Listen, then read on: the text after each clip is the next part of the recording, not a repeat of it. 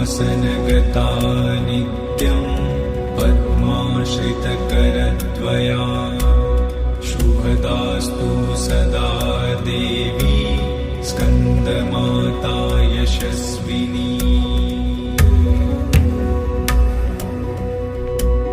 सिंहासनगता नित्यं पद्माश्रितकरद्वया शुभदास्तु सदा देवी स्कन्दमाता यशस्विनी।